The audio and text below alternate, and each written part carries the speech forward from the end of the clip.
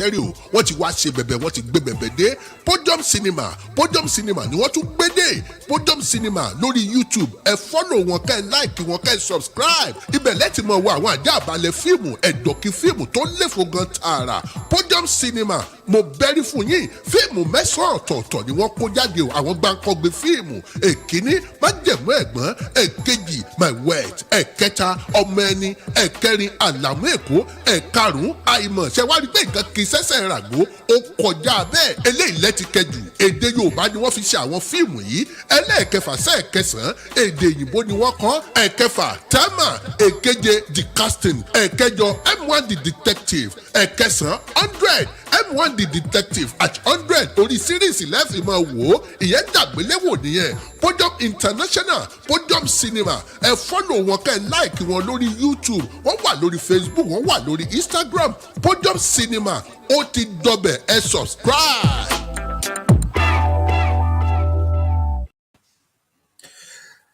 Hello viewers, welcome to today's program, the analysis, understanding the 1914 amalgamation of northern and southern Nigeria, how the two jurisdictions became one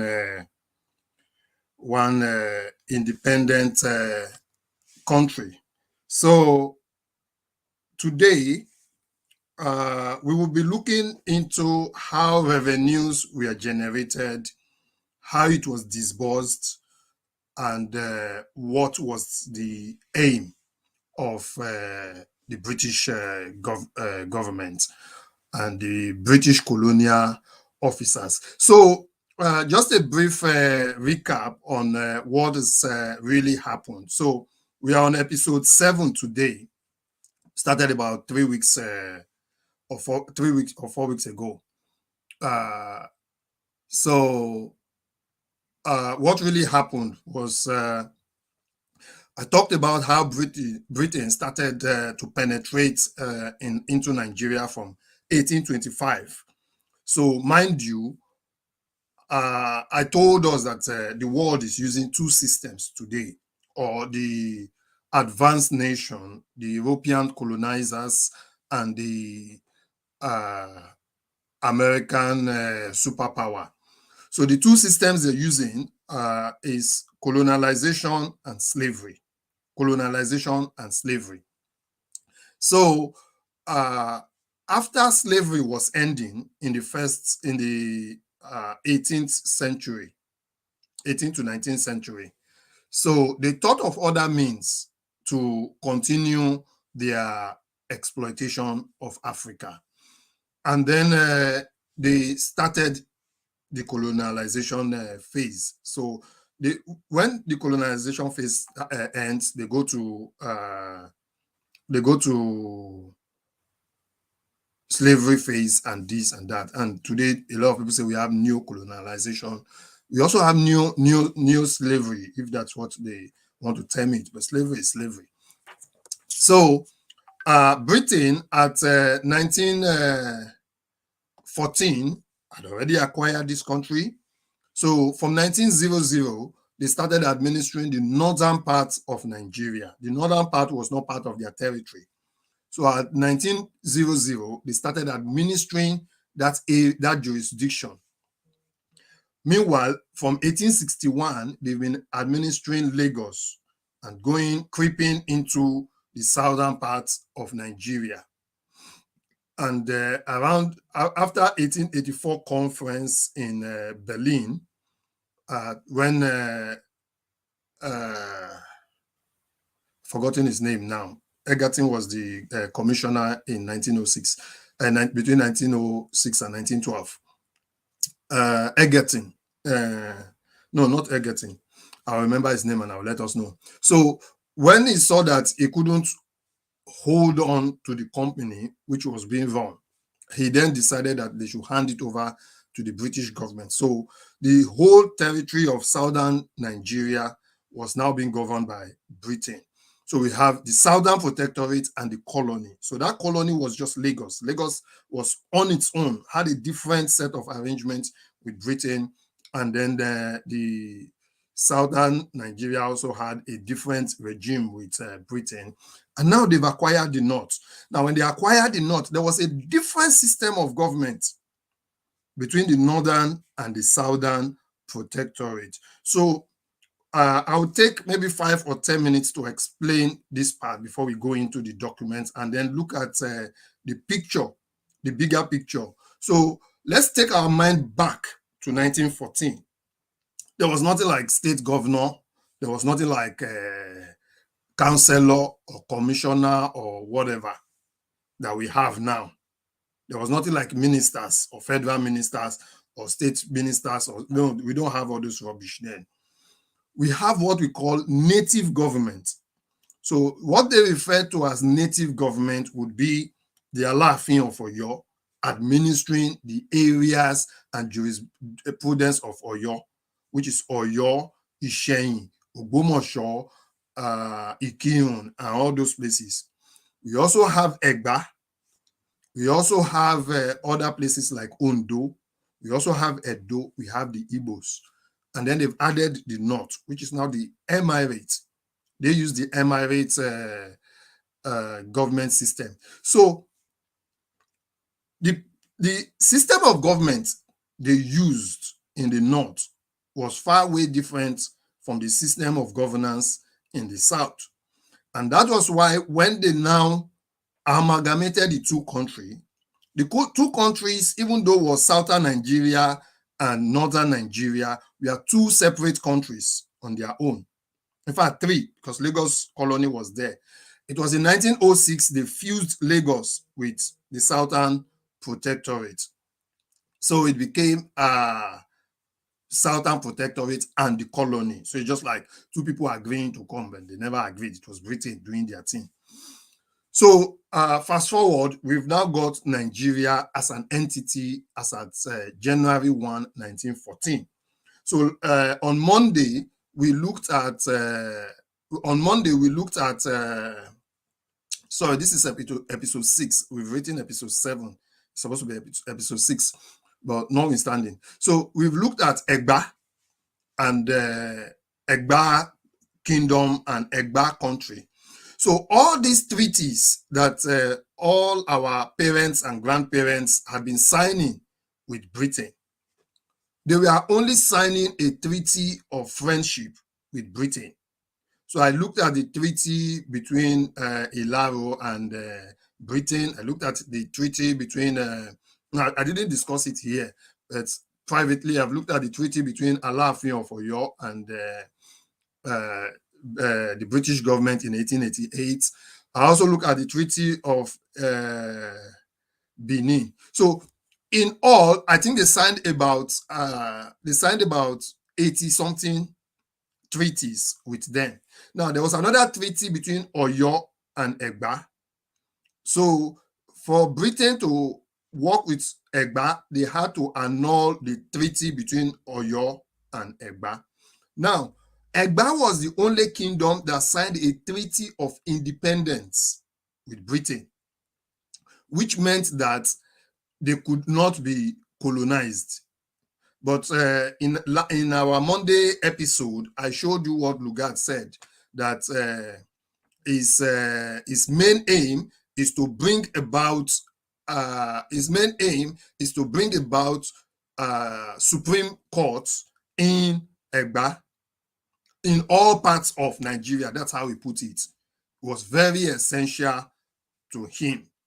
So he wanted every part, every inch. He did not want that Lesotho style or the Vatican style or whatever he wants. This is Nigeria, and the Nigerian government and the British government is administering it. So you can go back to episode 5 to watch that program. So I'm just going to do a quick overview of what we'll be looking at today. Now, maybe perhaps I've lived in Britain for some time now, and the way the British administer their own style of government is they talk to the heart and the head. Now, and a lot of politicians also use it in Nigeria today. They talk to the heart and the head. But mostly they always go for the heart because that is where your emotions are. And that is where you get a feeling. And when you get that feeling, then you can drive people together. Now, when Britain took over the northern Nigeria, it's just like taking a new company or a new property or there's nothing in it. So you need to spend. So what Britain was doing then was they were getting money from the colonial office of Britain, being funded by British taxpayers. And Lugard estimated that money to about 314,000 pounds in those days. And I told us if we multiply it, so £1 in 1914 or thereabout would have been worth 122 pounds today. I know that's a far cry of the 700, 800 plus naira is changing. But so if you multiply that 314 pounds in today's money, we'll be talking about 9 point something million pounds. Now, what all this money we are going into was just defense. So they ran Nigeria with about 5,997 military officers. So I think about 5 senior officers they have, and then they had about 4,900 rank and file. So nearly all this budget was going into defending the North. And we see the problems we have in the North today. The problem of Boko Haram, the problem of insurgency. So it did not start now. It's been there since 1840. And Lugard said that fight, they were supposed to be like the most populated area. But during the 1850, there was a vicious fight that made the population to dwindle. And he estimated their population to be around 9 million. And that of the South to be close to about 8 million. So it was because of the revenue the British government was using just to guard that place. So people like Churchill was like, let us break this entity, let's break this enclave, and let's focus on the South rather than wasting. But Lugard said he knows what to do to amalgamate the two countries and to bring them under one jurisdiction. And this is because Lugard was the first commissioner of Northern Nigeria from 1900 to 1906 before he was transferred to Hong Kong. So it was from Hong Kong they went to bring him back in September 1911. So now, when Lugard now came back, he came back in 1912. He wrote a series of letters, he wrote appraisals and whatever. In May 2013, he wrote a memo on how it can be amalgamated. It was tabled before the British Parliament. It was agreed, and then they passed it into law. And 1st of January 1914, the two entities became one. So when a lot of pastors are telling us that, oh no, it was God that joined Nigeria, then we have to be very careful. God did not join Nigeria, and we should not lie in the name of God. Now, this is what I know. God can allow some things to happen, just like in the case of Job, that he allowed the devil to tempt Job. So God can allow some things to happen. It doesn't mean that it was God that did it. So God did not join the Nigerian country. It was the British government and their officers who joined Nigeria just for the benefit of trade. That's all. It was just because sometimes business and government go hand in hand. So the British use 3 institutions today. The institution of the government, which is politics. The second institution the British use is the institution of the court.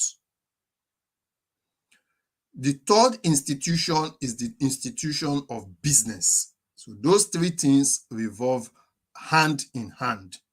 They go together. So wherever you see the government, you will see the business people. So that's if you see a British prime minister traveling, he's going to be traveling with the business community. So if they are going for a bilateral talk in this, he takes the business community with them. Once that is done, they always ask who is going to be the adjudicator, who is going to be the arbiter in case there is any trouble. And that's why we saw when Britain was coming out of EU, their major concern was who is going to be the judge. Is it going to be European Court of Justice, or is it going to be the United Nations or whatever? So it was like a concern. So the British don't play with this three system. So wherever they go, it doesn't matter what system you have, they must bring their own system. So in the case of Nigeria and what we're going to be looking at today, so we are on page 15, if you have the document. So how they generated revenue and how this revenue was spent within the context of the amalgamated Nigeria. So one of the challenges and one of the things Lugard was trying to do, was to stop the government grants that was coming into northern Nigeria up to the tune of £314,000. So we should put it in mind that that was the first and foremost agenda, to stop that money. So that money was stopped, I think, in 1914, because in 1911, they started reducing it. In 1911, the money started reducing to about 164. In 1912, it was reduced. In 1913, it was reduced. And in 1914, it was completely stopped. And that was because the South had a buoyant treasury. They had a buoyant what do you call this, sovereign fund or reserve. They have a lot of reserve. So, and he said they just separated by parallel lines, join the two of them together, and both of them becomes a nation who needs each other. I don't think we need each other. So I'll come to further explanation, but let's go into the book and see what Lugard did. So last week, when we looked at Egba, he set up Egba similar to the way he set up the northern Nigeria. And how did he set up northern Nigeria? So for my last week, last week I explained the divisions, 13 provinces in the north and 9 in the south. And each province has a resident, just like how you would say you have a governor. So mind you, there's nothing like House of Assembly or House of Senate. So let's take our mind back to 1914. Just stay with me on this one. So there was no House of Assembly, House of Representative, there's no governor, there was no. So they for every province, they have a resident or a commissioner. So it's just like, let's say Lagos now. Let's say, assuming Lagos is a province. Lagos now has a resident. That resident is the person in charge of Lagos. Let's say Egba has a resident. That person is in charge of whatever happens in Egba. Let's say Oyo. That person is in charge of whatever happens in Oyo. Let's take Kano. That person is in charge of whatever happens in Kano. Let's take Adamawa or Bonu or Bini or Calabar. That person is in charge of whatever. So for the South, the 9 residents answer to the Lieutenant Governor. And the 13 residents answer to the governor, a Lieutenant Governor in the north. But the 2 of them are now under the governor. They have powers. They are 2 independent countries, even though it was in Nigeria they created. It was just, the only reason they created it was just the finance, to balance the books of the north. So what happened was, in the north, Lugard then created a system where you create a native chief, a powerful chief. Like the Sultan was holding his jurisdiction in Sokoto. The Emir of Kano was holding his jurisdiction in Kano. The Shehu of Bonu was holding that of Adamawa, and just like that. So they will create one powerful chief. Once they create that powerful chief will now be able to tax his people. Because meanwhile, cash was now being introduced. Then they were using things like Shinap for land transaction. But we'll come into that later when we get to the main treasury of the government. So they were using native chiefs to collect taxes from the people. So the way the North was governed was that native chief would collect money, tax, and then do a remission to the government. So the native chief, their main purpose is to put their eye on the treasury and how to generate money in their domain. And then once that money is generated, they then give it to the government.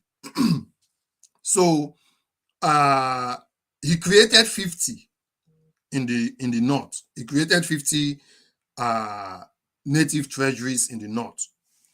And in 1917, they were able to generate 441,000 pounds.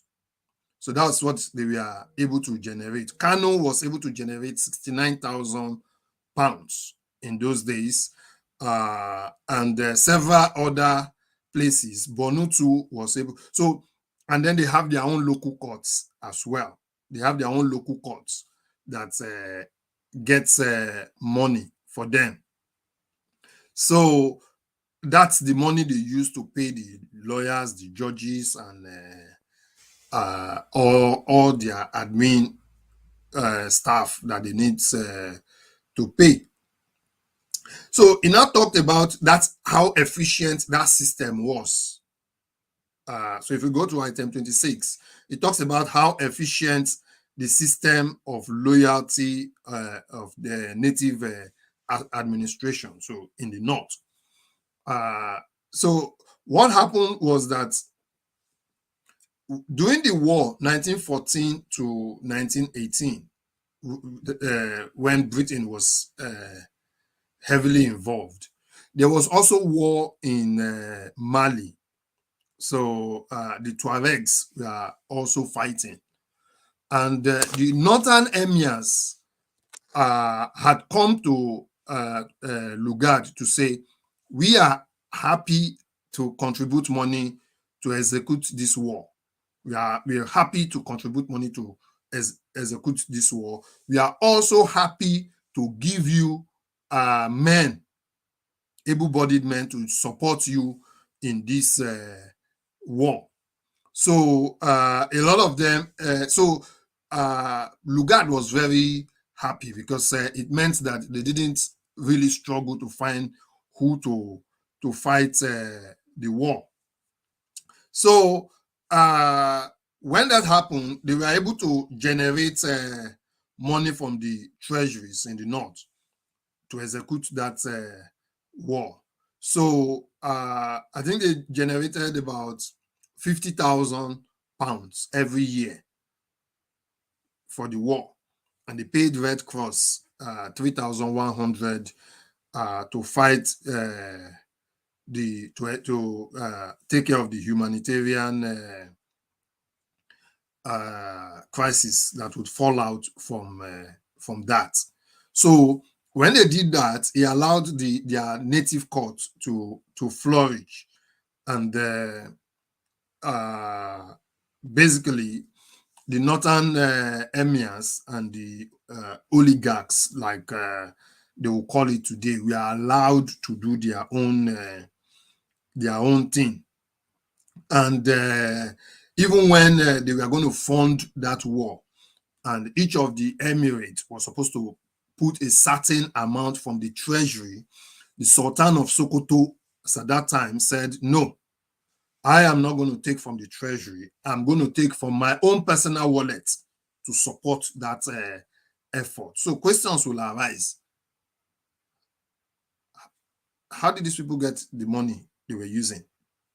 It shows that they must have gotten quite a lot for themselves.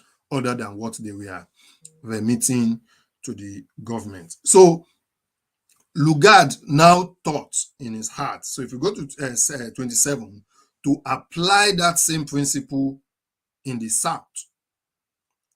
He called it indirect rule. But he recognized that this system has worked perfectly in the North, but it was a problem applying that same system in the South. Not the least because the lieutenant governor did not like the idea, and he did not buy the idea. And mind you, we talked about Egba. Egba had only just joined Nigeria. So Egba had always done their own things. They've been able to get their own revenue, which a lot of us will call Ishakole. So Egba had been able to get their own revenue. So that, mind you, that money is still very much in their eyes. So it was difficult for Lugard to really create native chiefs, to say, I want to impose native chiefs. So how did they get their money before in the South? Because there was no taxation at this time. The individuals are not being taxed. So the revenue they were generating from the South was coming from indirect tax. So if we talk of indirect tax, there are taxes that you pay, but you don't necessarily know that you're paying. So if I go to the store now to buy crepes or chin-chin or whatever, though I may buy it for 5 naira, but during the course of production, there's taxes that have been, so they call it indirect tax. So they've been getting revenue from spirits, from liquor, and other items that come through the port. So that's how they've been getting indirect tax. That's what they've been using to run the government. Now, how are the native people getting their own money? So we will now go into the scenario of Lagos. A lot of us understand Lagos. Those of us who have lived in Lagos will know how Lagos people generate their money. Now, in every nook and cranny of Lagos State, there's a very big menace that even if we get Yoruba nation, it will take years and years to clean up that system in Lagos. Now, and it's a very big problem. I'm not going to shy away from it that it's not a problem. It's a very big problem. And this is what happened prior to Lugard coming. So we call them Agbero. We call them Agbero. And that's because they dealt with the transport system.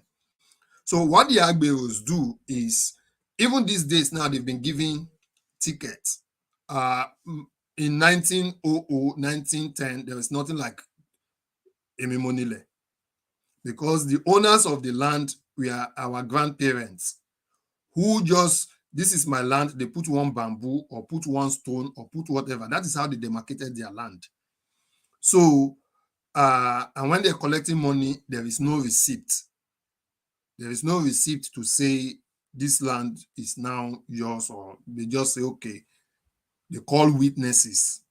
So when transactions take place, they call witnesses who will then witness and say this land truly belongs to you.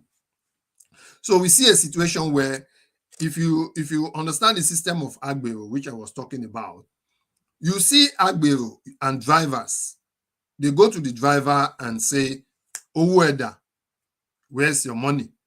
And the driver gives them maybe 100 or 200 or maybe 500 or 1,000. I don't know how much they charge now. They collect it. That money doesn't go into the government treasury. So that money goes into individual pockets. So the people collecting the money are also remitting it to somebody who also remits it to some. So the chain is passing like that. So in those kind of system, you will call it's direct. That one is direct tax, but it has nothing to do with what the transporter are being levied. You understand? So that's the system being practiced before the British came. So the native court, so the Oba has his own officers who go from house to house. So whatever your tax is, whether it's yam or rice or millet or cocoa or whatever, or cassava or whatever, that is your tax. So you're paying it to the native government. So now Britain was generating its own money from indirect tax, whatever comes in. So they have agents and middlemen. So Britain now thought that, okay, in the north they were able to generate they were able to create this system that worked perfectly for them. So the north still has residents, but the residents do not dare tell the chiefs what to do, which is the emir. The resident is just like a spectator. So the chiefs also have their own court, their own customary court, but they have to pass a fair judgment. If they pass a judgment that is not fair, then the colonial government could come in and say, we want to review it. And once they review it and they see that it's not fair, they would readjust the judgment. So if you look at this, it's more like an hybridization of hybridization of system. It's more like hybridization of system to say this is what they are using and this is what they are doing. So he tried to bring that system in the south, but it did not work. So now he now talked about in Benin. Now I told us about Oba Ovurame in Benin. So Oba Ovurame was displaced of his throne. The Oba of Benin was displaced in February 1897, and he went into exile in Calabar. Now, when Oba Ovurame went into exile in Calabar, he now died in 1914, which was early 1914, which was the year of amalgamation. So up until that time, there had not really been a king in Benin. So when Oba Ovurame died, the people of Benin now said, and you know the history of Benin, nobody who is not royalty or anybody who is not born in Benin cannot be king. So the people of Benin agitated that they want his son, Agwo Sinwe or something, to become king, who took the title of Iweka II. Iweka I was the son of Oromiyan, who became who built that dynasty from around 1200. So there was now a problem in Benin. So if you look at it, I talked about something in our first episode, and I said in Nigeria, the system Britain used was they use some places where they have a treaty and some places as conquered territory. So majority of Yoruba land were not conquered territory. They signed treaty with Britain. Benin was a conquered territory. The north was conquered territory because they got it through the means of force. Efik was a conquered territory. There are so many places. We'll go into that now. So Benin was a conquered territory. So as the way they administered conquered territory is different from the way they administer treaty, places where they've signed a treaty. So as Benin was a conquered territory, according to Britain, what they then do is that anything that pertains to land affairs that has to do with the native, the Oba of Benin will deal with that. Any vacant land, so any land that they need to sell to indigene. So if you have indigene of Benin, usually they just use native, which means if you are from Yoruba land or you are from Igbo, could buy in Benin. But anything that has to do with natives, it is the Oba of Benin that would be in charge of the land matters. If they need to sell a land to foreigner, you see how complicated it is now. If they need to sell a land to foreigner, it is the colonial government that will be in charge. So if a British man came and said, I want to buy land, it is not the Oba of Benin. The Oba of Benin do not have that jurisdiction to sell that land to the British person or German or Italian or whatever. It is the colonial office. Now, if there's any vacant land that nobody is using and the government thinks they want to use that land, then they can take that land without paying compensation if that land does not belong to anybody. So whereas Benin would have requested that you have to pay, they cannot collect money. But if somebody owns the land and it's not used and it's a public land, then the colonial government could pay compensation for that land that is being used.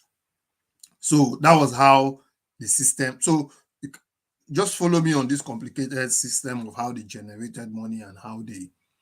So in all this, they now needed to impose direct tax on the people. In the north, they've already got a system that works for them.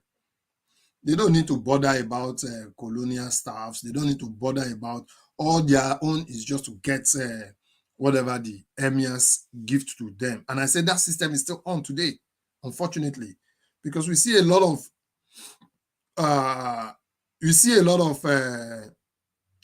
what's it called?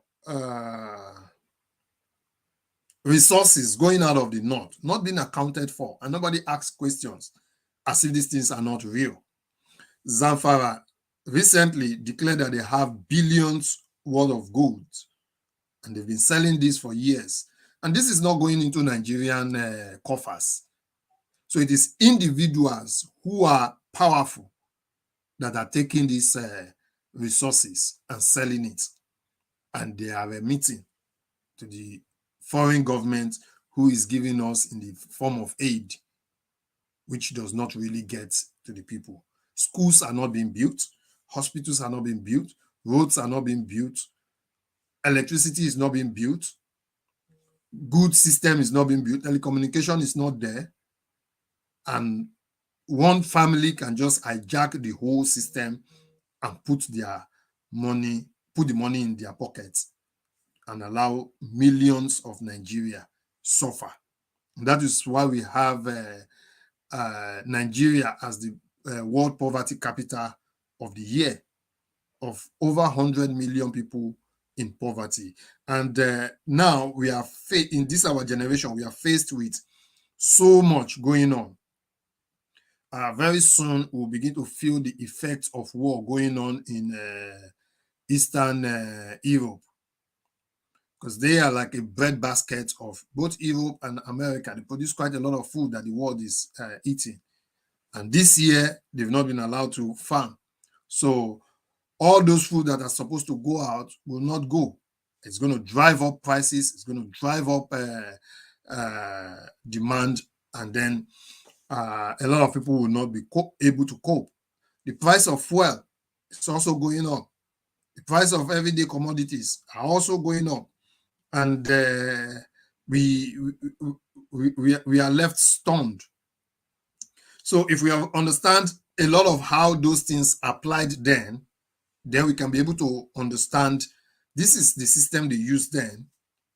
And if we understand it, maybe perhaps we might be able to detangle ourselves and then be able to de-amalgamate the amalgam. And then, so mind you, there was systems here put in place. The British system did not just jettison all the native system that was in place before, because the native were running their things. They were collecting their money. They were collecting their taxes. They were running their own show. And the British government was looking to bring its own system. So the British government brought three different systems. The first was the political system. But before the political system, they brought the business. I told us earlier in this broadcast that They always bring three systems: the government, the law, and the business. Although they brought another one that they use in Nigeria, which is not, that one is just to appeal to the emotions, the heart. I told us about the head and the heart. So the other one they brought for the heart was religion. So what the religion institution did was to teach you to be good, kind, and whatever. The religion also built schools, some built hospitals, so those ones were just to say, see, the colonial government is working. But the religion was not a part of government, and it's just that the government allowed it. So it's separate. The three that the colonial government brought were A, the government, the business, and the judiciary. So now that everything has now settled down, they've got the north, they've got the south, this is now the moment to introduce direct taxation. So I talked about the scenario of Lagos and the issue of Agbero, which is a menace, because imagine a driver pays 1,000 in the morning for fees and things. The driver pays another 1,000 in the afternoon, because there are different people who come morning, afternoon. The driver pay 1,000 in the evening. That's 3,000 naira. You may think it's small money, but it's adding up, because now even Okada that are driving bike, that are driving within the hamlet, they also pay this money. So imagine 3,000 collected from a driver for one day. So if you multiply it by 30 days, that's 90,000 naira for 1 month. I don't know what tax is not bigger than that. So now Britain was trying, the colonial government was now trying to bring a direct tax, which will be just one tax system that will stop all this attitude. So instead of having Agbero roam the streets from morning till night, disturbing passengers and the free flow of traffic, sometimes you see that it breaks. I'm just using Agbero as a system. It was a different system that was in place back then. So I talked about Ishakole. So you have the native staff who are being employed by the king, who goes to markets to collect tax from the people. And this tax had no receipt. You understand? So follow me. This tax had no receipt. So the British government was now trying to establish a tax system. So if you look at item 28, direct taxes in southern provinces. So towards the close of 1916, we see that the war was now, the war started around July. So 2 years into the war. So the situation was now very precarious. Oladiran is saying something. So Oladiran said the British government were even unfriendly to some of the missionaries. The missionaries were different from the government as two parallel lines. Yeah. So the British government was to some missionaries, because they even didn't bother about religion, but it's just whenever they want to capture the heart, they use those institutions, because those institutions can get down to the people where the government cannot reach. And when you capture the heart, you can then capture the mind. Because if you capture, my dad used to make one proverb, Ebi ohun wole, koro mi o tun wole. So things like the social, whatever, food, hunger does not come in where, and then you want to discuss important issue. So when they capture your heart, then they can then speak to your mind. So the war situation was getting dire in 1916. We know that the war did not end until 11th of November 1918. So, and the financial situation was getting dire. Why was that? Somebody was like, Chibi is still normal. We are not fighting war. No, what was happening was that the goods that we are traveling It takes about 12, 13 days. It's still in the document, we'll talk.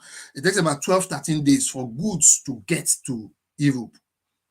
It takes more for them to get to America. So the production was very low compared to what it was. And mind you, because ships that were traveling, they get attacked on the way as well. So the revenue was down. So they had to introduce direct taxation at this moment. So for some people will be like, okay. So if we understand something here, that even world events that you may think, oh, this thing is happening, it has its own ripple effect in your own backyard, which you may not know. And mind you, these people have been collecting the taxes anyway. We've been paying the taxes. It's just that there was no receipt and there was nothing to show for that money being collected. So Lugard is now like, why not let's formalize it? Collect a tax which is not more than what the people would have collected previously, and then we can then go on. We can divide it with what would ordinarily go to the native government so that they are not angry, and what will come to the colonial government so that we can run the country. In that case, it is a win-win situation. So, like the issue of Agbero collecting money, there's a way they can structure it that whoever is in charge will have their own part. The drivers will know how much they are paying, and then they will share it, and you will not have, because it's a nuisance where sometimes your windscreen could be broken because you've not paid 1,000 naira, or your side mirror could be damaged, or your bus could be dented. So we don't want that kind of situation. So something can definitely work. So Lugard here now, so he now got permission. He spoke with the chiefs to say, let's do this. Let's streamline this. We're not going to charge the people more than what they are being charged already, but let's allow them pay it, and then they have something to show for it. And then they started giving them receipt. And if we look at it today, a lot of business people in Nigeria don't even get, although most people now do, because you have a tax identification number. A lot of small businesses, they don't even have their financial account. They just run business. They don't know whether they are making money or they are not making money. In the UK, some businesses, if you have loss, you could take it over into the next year and see whether you make profit in the next year.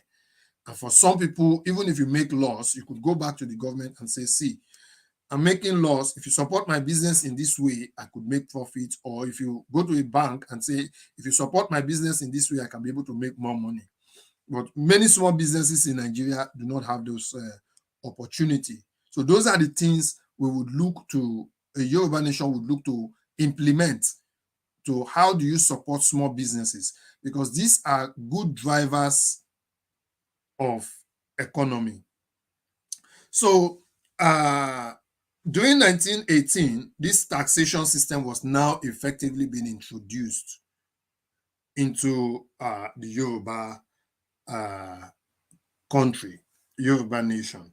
So now what Lugard now did was that rather than you pay for this, you pay for that, you pay for this, you pay one singular payment as your tax, and you get your receipt. Once you've paid that money, nobody will trouble you again. Maybe it was monthly or annually. It did not specify, but it just said they paid that money. So when they did that, in Yoruba land, they were able to generate 3,400 pounds within the first 24 hours. Because people now saw it that, oh, it's better. Let's do it this way and forget about people harassing us. And then the Edo people too said they like the idea. The Ondo people too said they like this idea of paying just one tax get your receipt, and you don't get anybody to harass you. So for that 1 year alone, they were able to generate £72,000 in taxes in 1918. Lugard left his position in 1919, and that's when he wrote this report. So in 1918, from direct taxation, the government was able to generate £72,000. And that was what they used in covering the costs of things that the deficit that they would normally have incurred. And the Lieutenant General was now telling Lugard that with the effectiveness of this system, it wouldn't take time before they are being able to generate £1 million in taxes annually.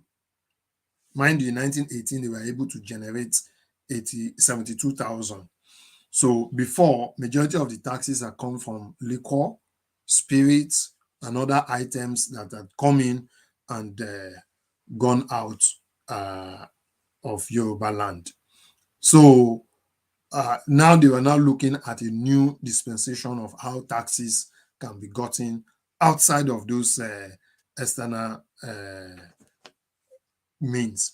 And meanwhile, those indirect taxes were supposed to stop after the war, but somebody forgot to remove it, and we still pay that money till today, which they call value added tax. So I'm just going to talk about reforms in, so we're on page 26 now, page 16, sorry, item 29, which is reforms in Yoruba land. So at that time, the Yoruba nation was going through a lot.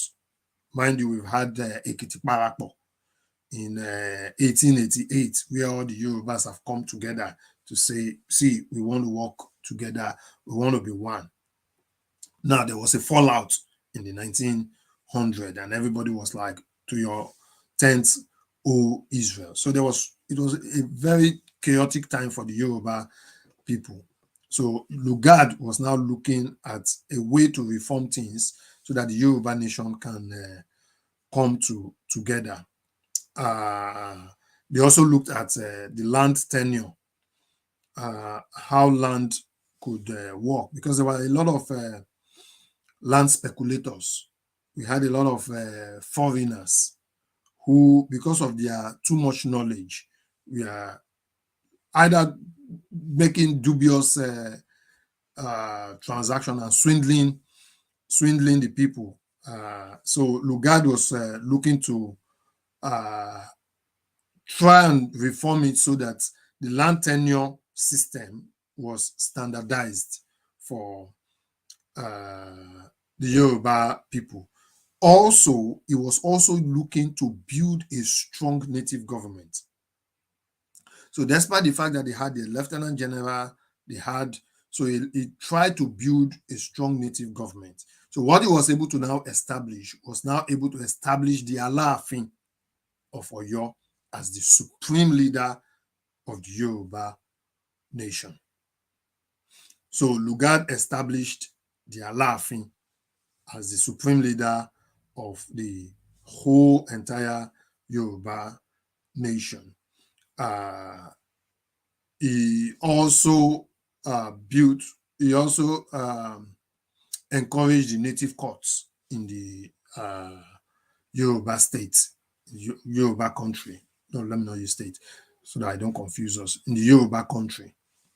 So that was also a huge success.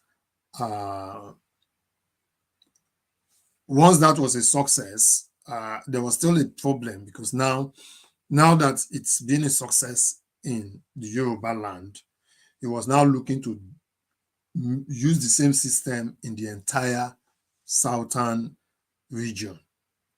So he spoke with the Secretary of State to seek his consent on how he can make that policy go round because it's been deferred for some reason and not started. So in the South, even though we were paying indirect taxes on liquor, on spirit, on goods, the North was also taking taxes, but based on the amalgamation, they stopped collecting those taxes.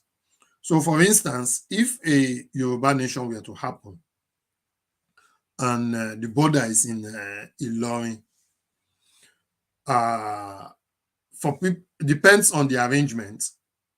If any goods is going to go to the north, then you have to pay taxes on it.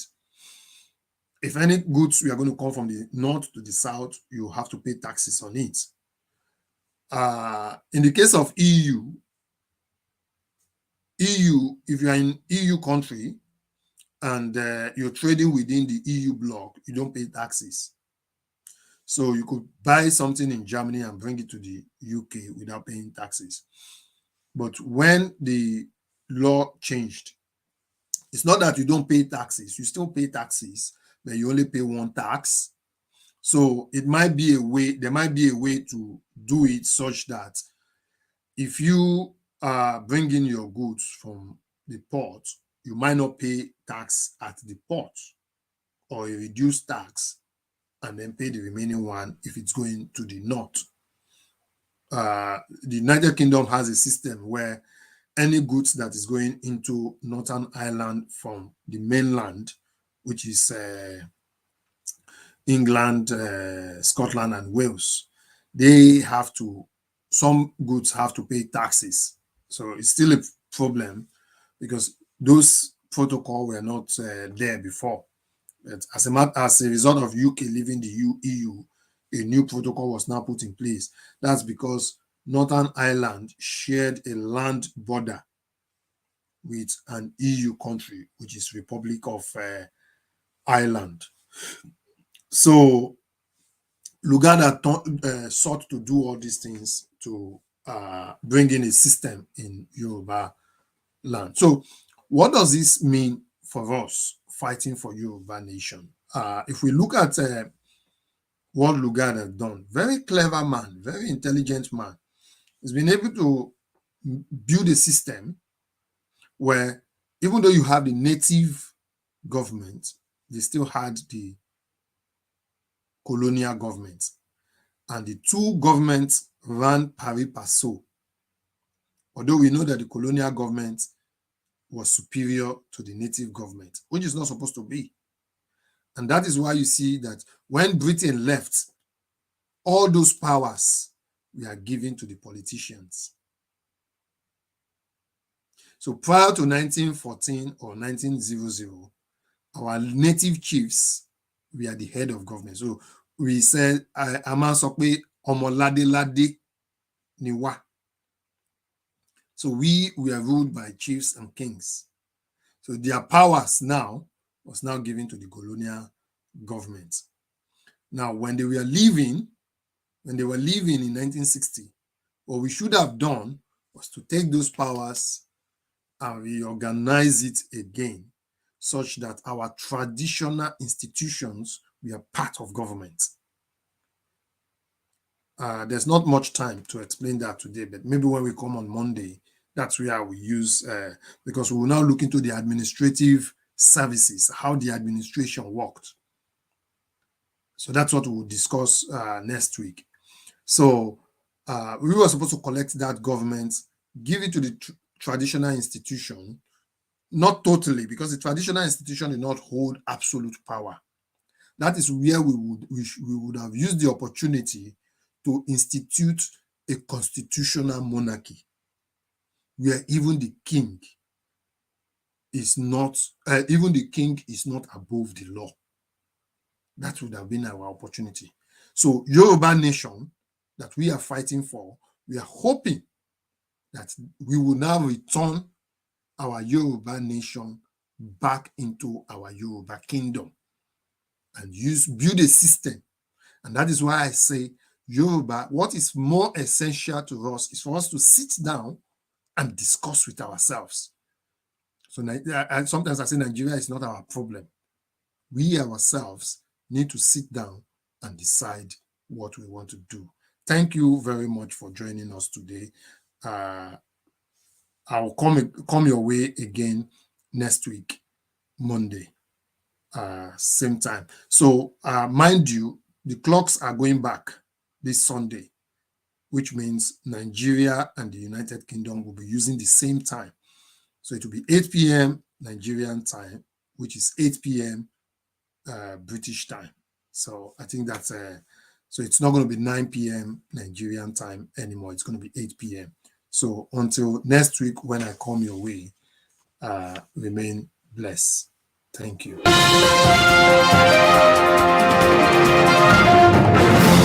lójúkójó làbẹ̀wò kúkú dùkú lóko Podium International wọ́n ti wà tipẹ́tipẹ́ látìgbà tí wọ́n ti ń bàbọ̀ wọn ò fìgbà kan tẹ́rì o wọ́n ti wá ṣe bẹ̀bẹ̀ wọ́n ti gbé bẹ̀bẹ̀ dé Podium Cinema ni wọ́n tún gbé dé Podium Cinema lórí YouTube ẹ fọ́lọ̀ wọn kẹ́ ẹ láìkì wọn kẹ́ ẹ subscribe ibẹ̀ lẹ́tì mọ̀ wọ àwọn àjá àbálẹ̀ fíìmù ẹ̀dọ̀kí fíìmù tó léfo gan tààrà Podium Cinema mo bẹ́rí fún yín fíìmù mẹ́sàn-án ọ̀tọ̀ọ̀tọ̀ ni wọ́n kó jáde o àwọn gbàǹkọ́gbé fíìmù èkíní májẹ̀mú ẹ̀gbọ́n èkejì my wet ẹ̀kẹta ọmọ ẹni ẹ̀kẹrin àlàmú èkó ẹ̀karùn-ún àìmọ̀ ṣe wá rí pé nǹkan kì í ṣẹ̀ṣẹ̀ ràgbó ó kọjá bẹ́ẹ̀ eléyìí lẹ́ti kẹjù èdè Yorùbá ni wọ́n fi ṣe àwọn fíìmù yìí ẹlẹ́ẹ̀kẹfà sẹ́ẹ̀kẹsàn-án èdè òyìnbó ni wọ́n kọ́ ẹ̀kẹfà tẹ́mà èkeje the casting ẹ̀kẹjọ M1 the detective ẹ̀kẹsàn 100 M1 the detective at 100 orí síríìsì lẹ́fì máa wò ó ìyẹn dàgbéléwò nìyẹn Podium International Podium Cinema